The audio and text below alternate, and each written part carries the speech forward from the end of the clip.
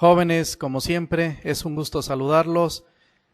Mi nombre es César del Ángel Rodríguez Torres y les estoy impartiendo la asignatura Habilidades Directivas 2. Recuerden, me pueden contactar mediante mi correo electrónico, así como también en la plataforma de educación a distancia del plantel. En esta clase veremos el subtema 2.4, la negociación en diferentes contextos digitales, y a su vez terminamos el tema 2, manejo del conflicto. La competencia de esta unidad consiste en generar propuestas para fomentar el facultamiento y delegación en las organizaciones. Iniciamos con el tema, la negociación en diferentes contextos sociales. Concluimos el tema de la negociación con un repaso de 4 temas contemporáneos que son muy importantes: la función de las características de la personalidad, las diferencias de género, el efecto de las diferencias culturales en los estilos de negociar y el recurso a terceros para resolver las diferencias. Función de las características de personalidad. Puede pronosticar las tácticas negociadoras de su oponente si sabe algo de su personalidad. Se siente uno tentado a dar una respuesta afirmativa. Por ejemplo, podríamos suponer que quienes corren riesgos son negociadores más agresivos y hacen menos concesiones, pero para nuestra sorpresa, las pruebas no sustentan esta noción de sentido común.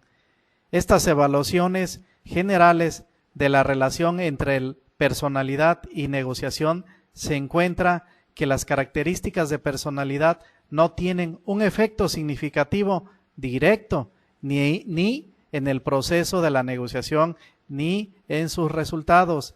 Esta conclusión es importante, pues indica que hay que enfocarse en los asuntos y los factores de la situación en cada negociación y no en la personalidad del oponente, que es muy importante, así que tomen nota, jóvenes. Diferencias de género en las negociaciones. ¿Hombres y mujeres negocian de manera diferente? ¿Influye el género en los resultados de las negociaciones? La respuesta de la primera pregunta es negativa. La respuesta de la segunda es un sí condicionado. Un estereotipo es muy difundido. Es que en las negociaciones las mujeres cooperan más y son más gratas que los hombres, pero las pruebas no lo confirman. No obstante, se sabe que los hombres negocian mejores resultados que las mujeres. Si bien la diferencia es pequeña, se ha postulado que esta diferencia se debería a que hombres y mujeres conceden valores distintos a los resultados. Por tal motivo, es posible que unos cientos de miles de pesos más en el salario o una oficina más lujosa sean menos importantes para las mujeres que formar y mantener una relación entre personas.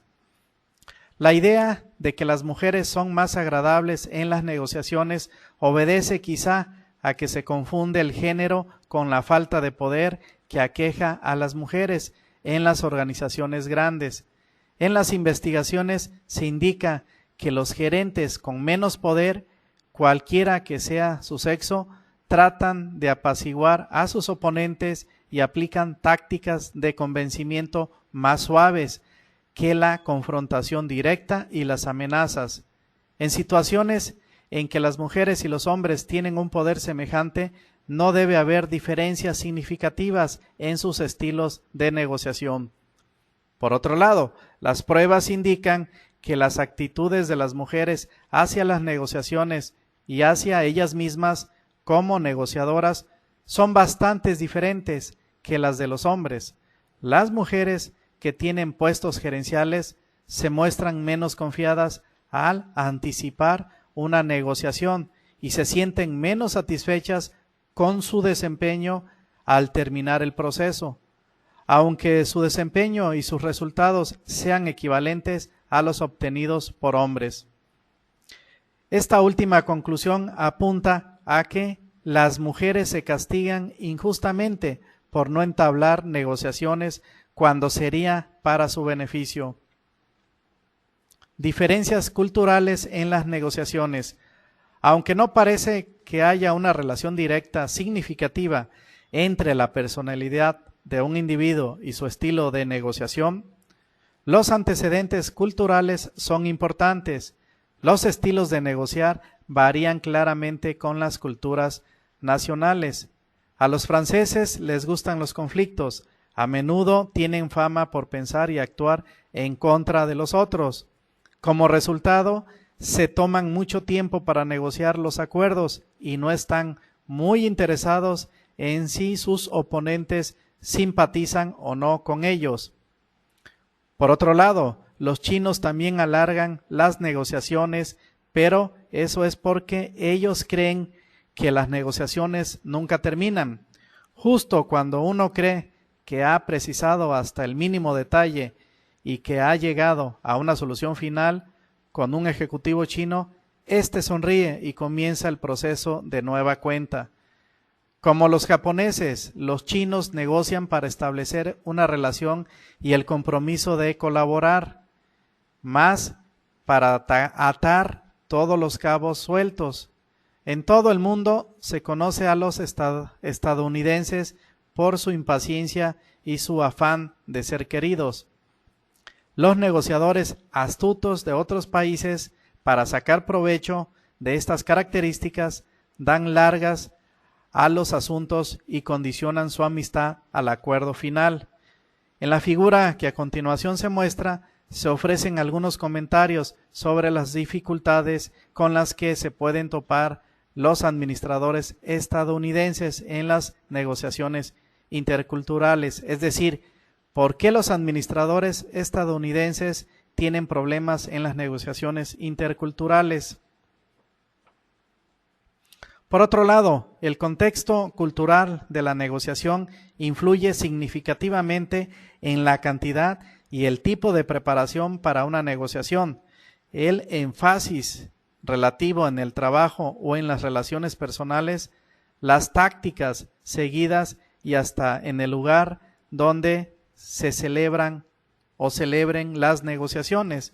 Para ilustrar mejor algunas de estas diferencias, veamos dos estudios en los que se comparó el influjo de la cultura en negociaciones comerciales. En el primer estudio se compararon norteamericanos, árabes y rusos. Entre los factores que se consideraron estaban el estilo de negociar, la manera de responder a los argumentos del oponente, el método de hacer concesiones y cómo manejaban los plazos. Los norteamericanos trataban de convencer apoyados en hechos y apelando a la lógica. Replicaban a los argumentos de sus oponentes con hechos objetivos. Hacían concesiones pequeñas al inicio de las negociaciones para trabar una relación y reciprocaban las concesiones de sus opositores. Consideraban muy importantes los plazos. Los árabes querían convencer apelando a las emociones, respondían los argumentos de sus oponentes con sentimientos subjetivos, hacían concesiones durante todo el proceso de negociación y casi siempre correspondían a las concesiones de sus oponentes, tomaban los plazos a la ligera. En cambio, los rusos basaban sus argumentos en ideales declarados, hacían pocas concesiones o ninguna, y cualquiera que les ofrecieran sus oponentes les parecía prueba de debilidad y no la devolvían, ignoraban los plazos. Y en el segundo estudio se examinaron las tácticas de negociación verbales y no verbales de norteamericanos, japoneses y brasileños. Durante sesiones de media hora de negociaciones, algunas de las diferencias son particularmente interesantes. Por ejemplo, los brasileños en promedio contestaron no 83 veces, en comparación con 5 veces los japoneses y 9 los estadounidenses.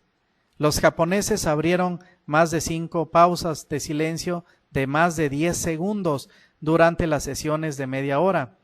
En cambio, los norteamericanos promediaron 3.5 pausas y los brasileños no tuvieron ninguna.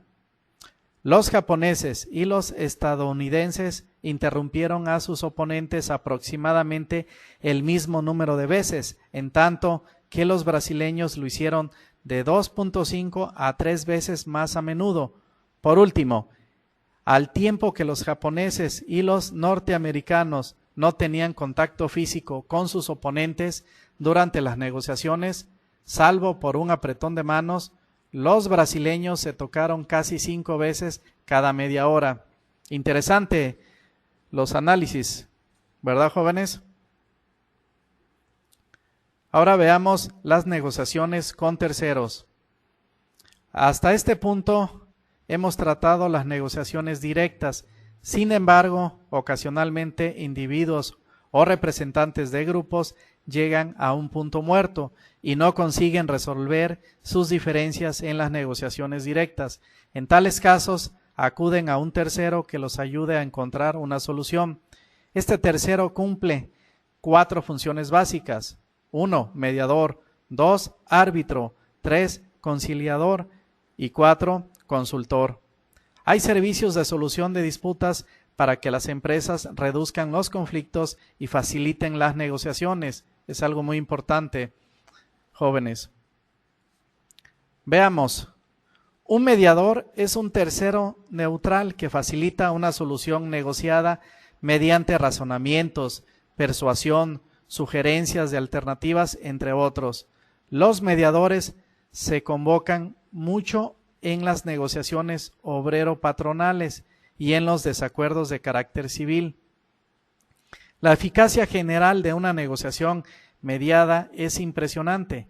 La tasa de acuerdos es de aproximadamente 60% y una satisfacción de los negociadores de 75%, pero la situación es la clave de si la mediación tendrá éxito, pues las partes en conflicto deben estar motivadas para negociar y resolver sus disputas. Además, los conflictos no pueden ser intensos. La mediación es más eficaz si los conflictos son moderados. Por último, la impresión que causa el mediador es importante. Para que funcione, debe ser considerado neutral y no impositivo. Esto es muy importante. Ahora veamos el término de árbitro. Un árbitro es un tercero que tiene la autoridad para dictar un acuerdo. El arbitraje puede ser voluntario, a solicitud, claro está, u obligatorio, impuesto a las partes por leyes o contratos. La autoridad del árbitro varía de acuerdo con las reglas fijadas por los negociadores. Por ejemplo, puede estar limitado a escoger una de las últimas ofertas de un negociador o a sugerir un punto de acuerdo que no es obligatorio, o bien tener la libertad de elegir y hacer cualquier juicio que quiera. La gran ventaja del arbitraje sobre la mediación es que siempre termina en un arreglo. Que tenga o no tenga un lado negativo depende de cuán duro parezca el árbitro. Si una persona siente una derrota apabullante, sin duda que estará insatisfecha y es poco probable que acepte con gracia la decisión del árbitro. Por tanto, el conflicto puede resurgir más adelante. Ahora, un conciliador es un tercero confiable que ejerce un vínculo de comunicación informal entre el negociador y el oponente. Este papel fue hecho famoso por Robert Duvall en la película El Padrino, como hijo adoptivo de Don Corleone y abogado de profesión. Duvall era el intermediario entre la familia Corleone y otras familias de mafiosos. La conciliación se usa mucho en las disputas internacionales, laborales, familiares y comunitarias. Es difícil comparar su eficacia con la mediación porque se superponen en buena medida. En la práctica, los conciliadores son más que meros conductos de comunicación. También se ocupan de acopiar hechos, interpretar mensajes y convencer a las partes de desarrollar acuerdos. Por otro lado, un consultor es un tercero capacitado e imparcial que trata de facilitar la solución creativa de un problema mediante la comunicación y el análisis, apoyado en sus conocimientos del manejo de conflictos. A diferencia de las funciones anteriores, el consultor no arregla asuntos, sino que mejora las relaciones entre las partes en conflicto para que puedan negociar a los acuerdos por ellas mismas. En lugar de proponer soluciones específicas, pretende ayudar a las partes para que aprendan a entenderse y a trabajar entre ellas. Por tanto, este método tiene un objetivo de largo plazo, que es formar impresiones y actitudes nuevas y positivas entre las partes en conflicto. Ahora veamos qué es un contexto social. Es un conjunto de circunstancias que enmarcan una situación que afecta a uno o varios individuos. La negociación en el contexto escolar es una forma de resolución de conflictos que en un sentido amplio se encuentra relacionado con una formación integral del alumno y la educación en valores. La negociación en el contexto familiar es un proceso que implica la comunicación y el intercambio de ideas que tienen como finalidad la resolución de una problemática específicamente en el ámbito familiar. Por otro lado, la negociación en el contexto laboral se puede definir como el proceso de interacción directa entre dos o más partes que tratan de llegar a un acuerdo que permita resolver o gestionar un conflicto existente entre ellas en una relación de trabajo. A su vez, la negociación en el contexto empresarial es un proceso mediante el cual dos o más partes se reúnen para discutir o establecer un contrato, definir las pautas de una relación laboral, comprar o vender un producto o servicio, resolver diferencias, estructurar un plan de trabajo, entre otras actividades, como se ha visto anteriormente. Por último, jóvenes, la conclusión es la siguiente. Una de las principales claves del éxito o el fracaso en la negociación radica en las habilidades para negociar, y un buen negociador tendrá mayores posibilidades de alcanzar un acuerdo óptimo en vista que, y esto es muy importante, jóvenes, que tomen en nota, se prepara, conoce sus intereses y los de la otra parte. Esta es fundamental. Pregunta en demasía, escucha más de lo que habla, explora los sentimientos y necesidades a satisfacer, fomenta la confianza, promueve el respeto y tiene definido la mejor alternativa de acuerdo negociado de las partes. Es muy importante todo esto, jóvenes, así que tomen nota. Para mayor información, por favor, consulten las siguientes referencias bibliográficas. Muchas gracias por su atención, jóvenes. Estaré atento a todos sus dudas, sus comentarios referente al tema 2, manejo del conflicto. Recuerden, en esta sesión terminamos dicho tema. Hemos visto 4 subtemas. También estaré atento al grupo de WhatsApp que tenemos habilitado para una mayor personalización y sobre todo atención. Así que, jóvenes, no me despido y estaré atento. Estoy a la orden. Nos vemos pronto. Cuídense.